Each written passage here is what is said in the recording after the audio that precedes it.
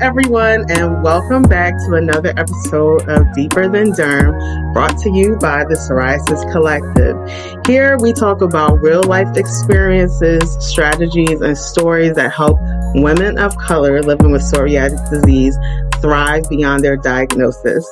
As you know, I am your host, Ayesha Patrick, and today we will be diving into a topic that so many people in our community have been curious about, and that is fasting. So we are here to learn all about what it is, how it works, and whether it can truly help calm inflammation. We're joined by the amazing LPN Tylene Williams. She is a nurse with deep experience in health, wellness, and supporting clients through lifestyle changes that actually make a difference. Tylene is a certified registered nurse practitioner in the state of New Jersey, as well as a stated licensed professional nurse, also in the state of New Jersey. She is a member of the American Association of Nurse Practitioners, a member of Sigma Theta Tau International Honor Society of Nursing, and she is my soror. She is a member of Zeta Phi Beta Sorority Incorporated. So we are so excited to just get into this topic and to learn so much more from her. So go ahead, grab your water, get comfortable, and let's unpack how fasting may support not only clearer skin, but calmer joints, more energy, and much more. So let's just go ahead and get deeper than derm. So while we do that, I just want you, Tylene, to, I shared a little bit about you, but if you could share some more about yourself, that would be great. Absolutely. So thank you for that introduction. Yes, I am Tylene, and I know there's so many nursing acronyms. I don't want to confuse all of the people, but yes, I am a registered nurse and I'm an advanced practice nurse, so APN. And I started fasting in the summer of 2023. There was really no rhyme or reason. I was just trying to figure it out. I found some YouTube videos, and in December of 2023, I found about the clean fast and I started clean fasting in December. I never looked back. I lost 30 pounds in 9 months, and this December makes 2 years of clean fasting for me. Oh, that's incredible. Like, so many people just talk about it. You did it and just were able to be not only successful, but now create an opportunity to help so many people. So I'm just excited to hear more about it. So while we're diving into learning more about it, we'll just start right here. Can you break down what fasting actually is and like all of the different types that people might hear about? So we're all fasters, whether we realize it or not. We all fast. From the time we go to sleep to the time we wake up, we are fasting. We're actually clean fasting because we're not putting anything in our bodies.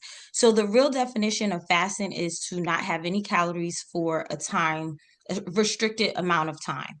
And then there's so many types of fasting. So we know about cultural and religious fasting. We've heard of just regular intermittent fasting, which everybody usually thinks of, clean fasting, dirty fasting, alternate day fasting, OMAD, which is 1 meal a day, may also be considered part of fasting protocols. So essentially, fasting is when you do not have any calories for a specific amount of time. Dirty fasting is when an example of that is I talk to a lot of people who say, "Oh, I fast. I fast all the time," right? And I'm like, "Oh, tell me about it. What does that look like for you?" And they're usually intermittently fasting and not fasting intermittently. And what that means is, oh, I'm usually busy, so I don't eat that much. But they had a Coke, right? They may have had some coffee with some creamer. So that's dirty fasting. Not eating meals, but they're also not letting the pancreas rest. Let's see. Alternate day fasting is when you eat every other day. That also is a protocol that I would not suggest anyone just jump into because there's a lot of things that goes into alternate day fasting, but that is also a protocol. But the protocol that I follow is clean fasting protocol. And what that means is during my fast, I do not eat or drink anything that would elicit an insulin response from my pancreas. And the best way to help people understand that is I usually give the example that your job calls you on your day off and they're like, "Hey, Aisha, can you come in today?" Most of the time, our answer is going to be, what would you say? No. No, no. Yeah, me too. I'm gonna say no. Can't make it. So, right, I can't convince. So that's what I want my pancreas to think when it's time for fasting. I'm not calling it into work. I'm not going to eat or drink anything that is going to make my pancreas spit off a little bit of insulin. And that includes for me gum, mints, lemon, lime. So it's just quiet time for my pancreas. I drink water during my fast. I am not a coffee drinker in that way. So for me, I like coffee, but I like it all jazzed up. So I Hmm. don't drink black coffee. I also found during clean fasting that I am sensitive to tannins in tea. Hmm. And I didn't know that prior to fasting. I was like, I want to be a tea drinker. Everybody's drinking tea, and it always would make me nauseous. But through clean fasting, I found out that I am sensitive to tannins and tea, so I don't drink tea either. So I just drink my water during my fast. So those are a few, and some of the protocols you may hear is 12-12, 16-8, 19-5, 24. All that means is for 12 hours you're eating, 12 hours you're not. 18 hours you're eating, 6 hours you're not. And it goes around the 24-hour time schedule. Yeah, I definitely have dibbled and dabbled into fasting and have done the 12-8, and it's been great when I've done it. So like, hey, it can be tricky, especially if you're starting. Sometimes you might get a headache or what have you. I think that's the most I've ever experienced when I've tried to get into fasting. But just knowing that there's so many different ways that you can do it, it opens up opportunities to try different things. So thanks for sharing about that. Absolutely. Now, from a nursing perspective, what actually happens inside the body during fasting that actually helps reduce inflammation? Because with psoriatic disease, we're dealing with inflammation throughout our bodies. So just trying to understand how it could be a benefit. Absolutely. So when we think about inflammation, it's not all bad and all good. So we want to look at it as acute inflammation and chronic inflammation. So acute inflammation is you cut your finger swells up a little bit. It may bleed a little bit, but then it clots off and it may be sore for a day or so. That's acute inflammation that is helpful for our bodies. It's when we get into a space where we're chronically inflamed. And aside from psoriatic disease, most Americans are walking around at low levels of inflammation all day long. And that's because of all kinds of diseases, which are mostly rooted in inflammation. So we have acute and we have chronic. And when we think about psoriasis, it is a chronic inflammation, right? So it's not acute, it's chronic. That means it's long lasting, 6 months or longer is where we usually think about for acute and chronic. We also think that is immune mediated. What that means is it's autoimmune, it's your body attacking your body. And lastly, it's systemic. So it's not just causing a paper cut only affects that part that's cut. Systemic inflammation means that it is widespread throughout your body. So it is affecting different parts, not just your skin. So what happens when we fast? We decrease inflammation. That's first thing out the gate. And we do that by lowering insulin levels. So insulin is a storage hormone. And if we're eating, we're storing. If we're fasting, we are burning. And we can't burn and store at the same time. It's kind of like being sleeping awake. It's like, nope, you can only do once, Right. one at a time. So we're lowering insulin levels, which in turn decreases that pro-inflammatory pathway. So right out the gate, when you're clean fasting, and I put the word clean because if we're not clean fasting, there really is, what's the point? Right. Right. And I'll talk to you about what that looks like when we dirty fast and when we cheat and what happens in the body. But then we have some of these terminology that's thrown about. Ketosis, that's one of them. So ketosis takes time. I want everybody to hear that it takes time to get into ketosis. So if you're using a fasting app and it says, hey, it's 12 hours you've been fasting, you're in ketosis, they really don't know. Right. What ketosis is that your body is burning stored fat from previous. time ago. And I like to explain that as having a deep freezer out.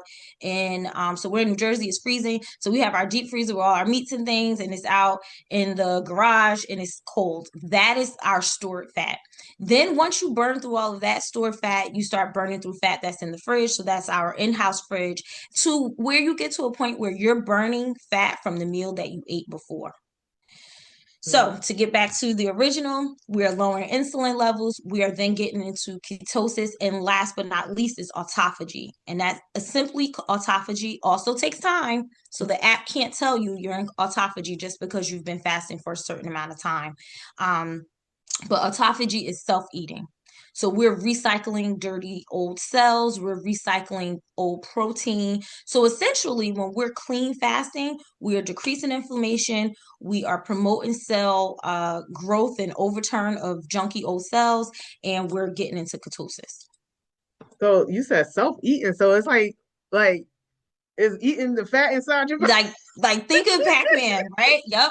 And your cells are like, yep, let's just eat these up. These are no longer. So we're burning fat, we're eating cells, and we're turning over old junky proteins. So yeah. Oh wow. Like Yep. I've definitely learned something new already. Yeah. So what are actually some signs that people might notice that like fasting is helping them, whether it be like the weight changes for us? Are there any skin changes or joint changes that we might notice, or energy, or just clarity in mind? Like, Right. can you talk more about that? Yeah. So immediately once you start clean fasting, you're going to see if you're weighing, but in the first 20 days, we do not promote, weighing yourself or any of those things. But you will see a drastic change in like water weight. So remember, the goal of clean fasting is to decrease inflammation. So right off the top, you'll see some water weight. So you will see a decrease in weight immediately. But the goal of clean fasting is to burn fat, not water. Because we can drop water weight by simply not eating, by having a full water weight diet. We can do a lot of things to drop water. The goal is to drop fat. But yes, water weight, improve clarity. Sleep is one of those really big things that I see patients talk about a lot, or clients of mine are like, I'm sleeping really good now. Also, non-scale stuff. So you may not see a change on the scale when it comes to number, but then you may be like, my rings are falling off, or my bracelet is not fitting anymore. And that's because, again, you're decreasing inflammation, which will decrease your body recomposition. So I lost 30 pounds in 9 months. But since August of 24, I've only lost another 6 or 7 pounds. But people often say, how much weight do you plan to lose? And I'm like, I only lost 6 more pounds. But that's because of decreased inflammation and body recomposition. So yes, mental clarity. You maybe see some changes in depression and anxiety, because again, all of those things are rooted in inflammation. Now, typically, like because a lot of people, especially in our society, they're so hyper focused on time frames. You said that you lost the weight in 9 months. Typically, how quick or like how soon does one start fasting that they might notice something? Maybe not a huge like weight loss difference, but just some type of change. Yeah, that's a good question because, yeah, we all think about it that way. And I try to get patients, clients to understand you did not get like this overnight. Hmm. So if we start the 28-day fast start and we're coaching for 30 days, I want you to understand that we're building a muscle. And that is the most important thing in the beginning, is to build the muscle. Just remember that you are eating for a certain amount of time, you're fasting for a certain amount of time. So to answer your question, it really depends on the person. If you are truly insulin resistant, and what that means is you're not diabetic on paper yet. You may be pre-diabetic, right? So your A1C, which is the number that we use to test to see if you're diabetic or pre-diabetic, it may be just a 5.8, 5.96, right? And it's just low. But if you're truly insulin resistant, you're not going to automatically see weight drop. You have fat stores that you have to burn through. Also, in one of the books that I coach from, they discussed the Biggest Loser study. And if you watch The Biggest Loser, Yeah. those people went on and they lost weight like crazy. But after those studies, or after this was done and they did more studies on those folks, we saw, because their metabolism was so jacked up, right? Like they were eating these low amounts of calories, they were working out, the metabolism was all mumble jumble. The metabolism didn't know what to do, and that's going to take time. So if you've been eating a low calorie diet for 3 years, if you've did keto, if you've messed the metabolism up, it's going to take time. So there's really no real way of answering and saying, hey, I just happened to lose 30 pounds in 9 months. And I didn't even realize it. I woke up one day and I was like, crap, my clothes don't fit. They were super tight. And then I was like, oh, Jack, my clothes fit. And then one day I woke up and was like, oh, shoot, my clothes don't fit again. This looks crazy. So it does take time. Every case is a study of one. What works for me may not work for you, but the clean fast works. There's no doubt about that. Wow. Yeah. I so many, like already so many gems you dropped, and Thank you. like just incredible. I'm so excited that everyone's gonna have access to this information. Yeah. Um, a big, huge thing, not just only in my community living with psoriatic disease, but anyone that's living with chronic illness. Many of us are on multiple types of medication, have different medication schedules that have to align with us, like eating when we take our medication. So, are there any fasting approaches that are recommended that can safely fit around a medication or treatment schedule? Good question. I take medications. I take hypertensive medications. I'm in my 40s. I've had hypertension since I was in my 20s. So I have dibble dabble with a lot of blood pressure medications throughout the year. I take my blood pressure medication every morning. And I take an allergy pill, but there's certain things that I say eat within your window. If it's a supplement and it's supposed to support food, I would say wait and eat it during that time. But blood pressure medications, cholesterol pills, even diabetes medications, those should be taken at your regularly scheduled time. When you're fasting, the most important thing is to find a healthcare provider who supports that. Finding someone who's going to be supportive of what you're doing, one, and two, understanding what the medications are for also helps. So like vitamin D, turmeric, things like that, those are supportive and you should eat those with food. So eat those during your during your feast, I'm sorry, and then save those other medications for your fast. That's a good question. Also, to add to that, when you start fasting, clean fasting, you may notice I am getting dizzy, and it may not be because you're not eating. It could be because now you're regulating your blood pressure a little bit better and your blood pressure meds need to be adjusted. Or you notice that you're getting dizzy because you're diabetic and your blood sugar is now being controlled better and your meds are doing too much. So again, those are things that you have to take into consideration and tell your healthcare provider, hey, I'm going to start fasting because one, you don't want to stop medications on your own, and two, you want them to be managed properly. Absolutely. You definitely got to do it smart. Yeah. Absolutely. So, just going right into the next question, which aligns for someone that is new to fasting, what is like the most gentle or most appropriate way to start? I say just start. There's so many people I'm doing sessions with now, and they're like, I want to wait till January. And I'm like, why? Why? If I told you right now you could change your life, right? Like in a miraculous way, would you tell me you're gonna wait 2 weeks? If Hmm, I told you you could improve your bank account right now, you wouldn't be like, I'm going to wait like a week. Just give right, me till the right, new right. year. You would do it right now, right? So my first answer would be just start now. Start now. Don't overthink it. It's simple. I'm also a coach.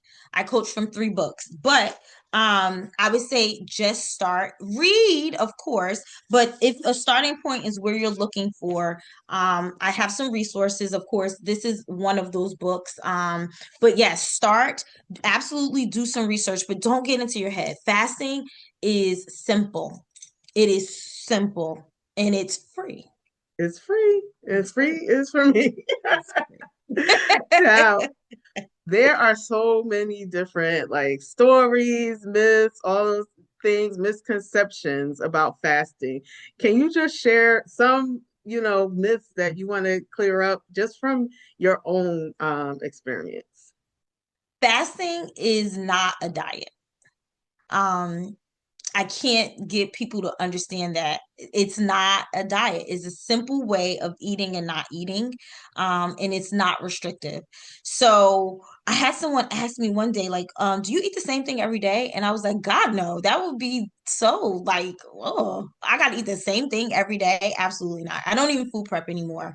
And it's simply because I do eat in such a small window that I want to try something new every day. So I make enough just for this meal because I'm not necessarily doing leftovers. So it's not a diet and it's not deprivation. Another book that I coach from is called Delay, Don't Deny. And it's simply that's just what it is. I had pizza this weekend. I drink alcohol, I eat bread, I eat rice. Anything you can think of, I eat it. And if I don't, it's because I personally don't want it. It's not because I'm saying it's good or bad. It's either going to fuel my body or not fuel my body. And there's certain things that I still eat that don't necessarily fuel my body, but I enjoy them. So it's not a diet and it's not deprivation. Is there anything you heard that maybe I can clear up? Well, just piggybacking off of what you're talking about as far as like it being a diet or deprivation, I think just in general, anything that you're telling a person not to do to stay away from, like, it's like they're going to gravitate to more, almost kind of like teenagers, right? Yeah, I total remember, opposite. listen, I'm not even gonna, I ain't even gonna get into that, but ultimately, you tell a young person not to do XYZ, guess what they're going to do? The complete All the opposite. And, different things. I think that's the biggest thing when people are thinking about changing their lifestyle instead of thinking about it as far as changing their lifestyle. That's the most common thing, a diet or depriving. And then you're more apt to just like go towards those things. And then a lot of people have an all or nothing attitude, Approach. right? Hmm. So they say, oh, I missed the fasting window, I messed up, whatever. Now the whole week is just thrown out the window. It's Right, like you still have these 6 other days that you can make a different decision. right, So just for like me, my own experience, if I ever have faltered when I've done like the 12-8, I just, make an effort to do better the next day. Or if I know that like, okay, today I'm really not gonna have time to do whatever, try to accommodate it in some way. So right, if I know I'm going to be out the whole day, then I need to bring stuff with me. But for me, just personally, I try not to operate from an all or nothing. Like I give myself like grace and know absolutely. that for me, it's not like I'm not trying to make a change like aesthetically for how I look, like internally, like I have to make differences if I want to be here and I want to feel better. So Right. yeah, I definitely understand like, what you're talking about when you make those points about diet or deprivation for sure. And these things come. When I first started clean fasting, all I wanted to do was stick to the window. And that was my goal for a long time, is to just stick to the window. And that's what I mean by honing the fasting muscle. I want to just say, if I'm going to eat in an 8 hour window today, that's all I'm focusing on. And then gradually things change. Now my diet is extremely clean, compared to, and there's other things that I add on, right? Like now I'm doing strength training and I'm improving my sleep, like intentionally. So it all comes. I'm glad you said all or nothing should just go out of the window. Every day you wake up and you make a choice for this day. Yesterday's gone. I had to tell a client that today. I was like, I haven't heard from you. Where you at? She was like, the weekend was tough. And I was like, that's what I'm here for. The weekends are tough. You're home. Yeah, It's the holidays. It's comforting time. You want to eat all day, but you have to remember why you're doing this. Um, absolutely. right? Yeah. Yeah. So what are you doing it for? Why are you doing it? And then just stick to the window. So all the other things will come with time. But in the beginning, just try to hone those windows. If you only want to eat in a 6 hour window, then just work on that for the day. Don't think about all the other stuff.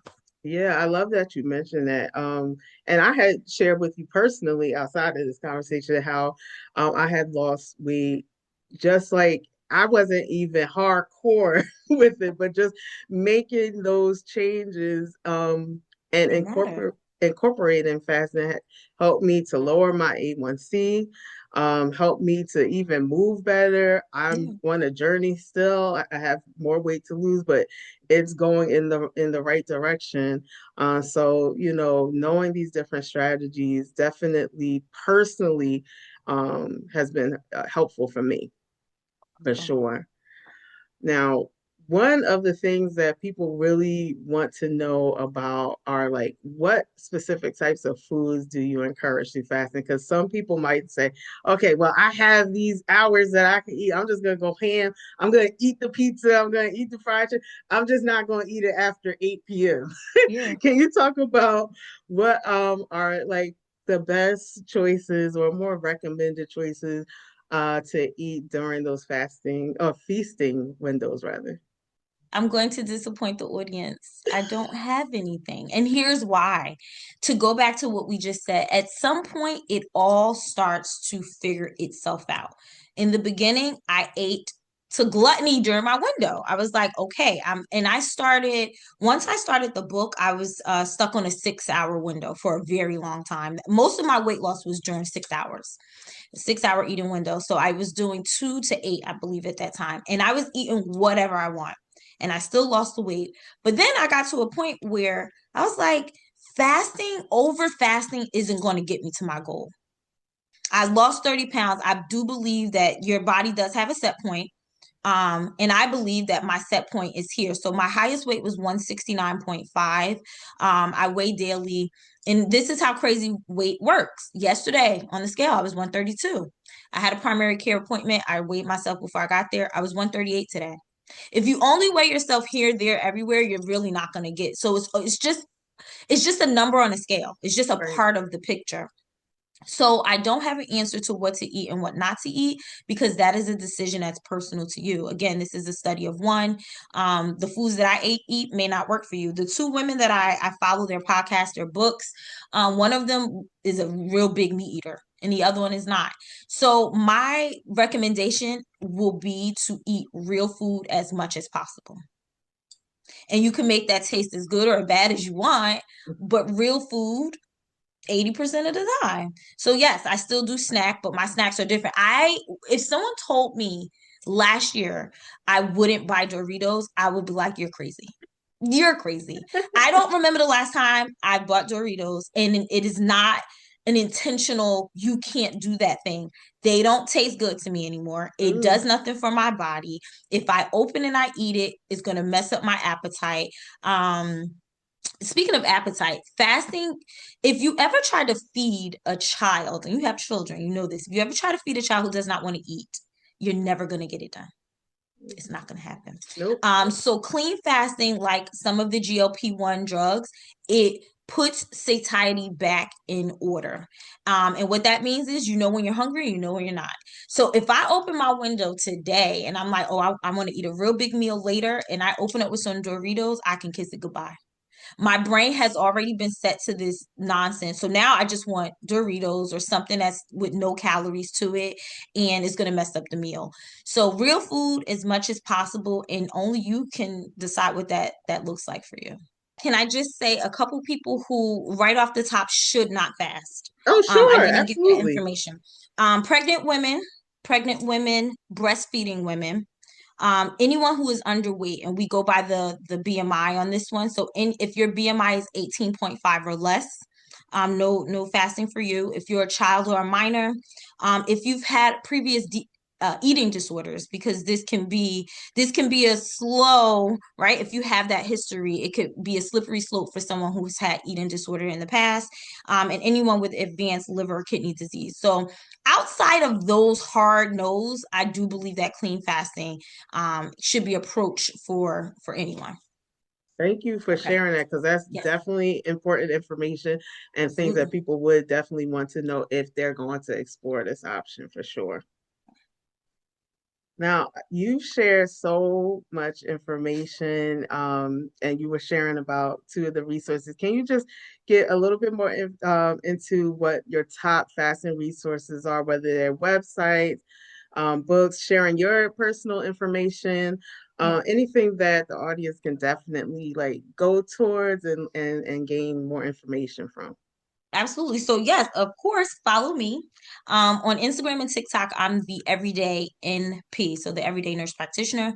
And on Facebook, I go by my name, Tylene Williams. But aside from following me and getting great tips and watching my videos, the three books I use are all written by Jen Stevens. She is a school teacher. She has her master's in education. She does a phenomenal job of writing the books and helping everything stays pretty even kill. So some of my videos, I say, my name is Ty. I'm a nurse practitioner. I do other things, but teaching is my favorite. And teaching truly is my favorite. I really like helping people understand. I've taught nursing students in the classroom. It is my thing. So the three books is Delay, Don't Deny by Jen Stevens. The 28-day fast start, which I coach from this book. So it's like a daily coaching for the 30 days. And then this is like the Bible to this book. So it's those three. And then Fast, Feast, Repeat, the podcast. I was on that podcast 3 times. I was featured 3 times on the podcast, which you can find pinned to all of my social media. And then yeah, those I think those some great starts because this is the foundation. If you get this, you don't have to buy another book. You really truly don't. It explains everything. And I'm going to make sure that we add all of those resources, including your information. And also, we talked about adding you as a partner with the Psoriasis Collective so that if anyone wants to get direct information from you or sign up as a client, they will have the opportunity to do so. So make sure that you all go to the psoriasiscollective.com where you'll see all of those resources and the information that Tylene shared.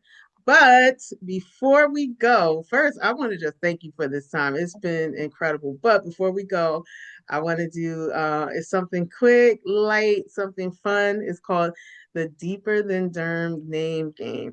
And Okay. what you're going to do for each letter in your first name, you're going to give one word that represents your approach to health or healing. Okay. Can you repeat it again? Sure. Okay, so Okay. for each letter in your name, Yes. you give one word that can represent your Help us. approach to health or healing. Okay. So T, I'm going to put timing. I think that we live in an instant gratification world, myself included. Sometimes I find myself just hitting the button just to listen to it fast, and I'm like, why? You have the time. So timing, give yourself time. You didn't get into any position that you're in right now overnight, so give yourself time. Why? I think being youthful, you bringing that up does give it aspect. I think the mindset, if you have mindset of I can do this, I'm going to get through it, be youthful, and the youthfulness of it is think about when we were a kid. You couldn't tell us we couldn't do anything. We could do anything. So if we kind of bring that back a little bit, maybe we could really get some real good work done if we think we can. L, let's think about that. Oh, to health and wellness. Or anything, whatever comes to Hmm. mind. I don't know, be loving to yourself. I think that we give of ourselves to a lot of other people, entities, things, and the love that we give to others, we don't always give to ourselves. So be loving during the process. E, be energetic. Be energetic. You can't get through anything without like some energy to behind it. If you're gonna drag and be like, I don't really want to do this, then you're probably not. And I think and it goes along with the loving part is to like be kind, be nice to yourself in the process. If a friend came to you and was like, I started fasting yesterday and I messed up, you wouldn't tell your friend to throw it all away. You wouldn't just be like, oh, you would be encouraging. You would say, go. And Jen she gives a great analogy. She said, if you got, I'm gonna mess this up. If you get one cavity, you're not gonna stop brushing your teeth. Right. So if you messed up one day, it's the holiday season. If you had a longer window, if you messed up over the weekend, be nice, be kind to yourself and restart. And the E would be some enthusiasm. Be enthusiastic about what you're doing. Otherwise, you're not going to get through it.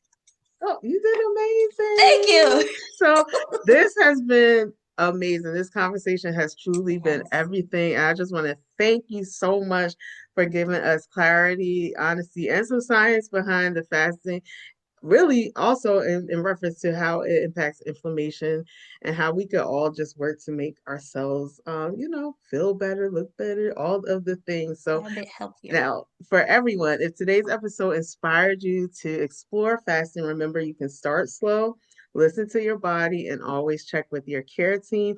Again, we're going to have all the resources, and if you want to reach out to Tylene to connect with her and to start your journey, we encourage that. And of course, we encourage everyone to share this information, share this episode, subscribe, and all of the things. Until next time, take care of yourselves, others, inside out. So we'll see you later.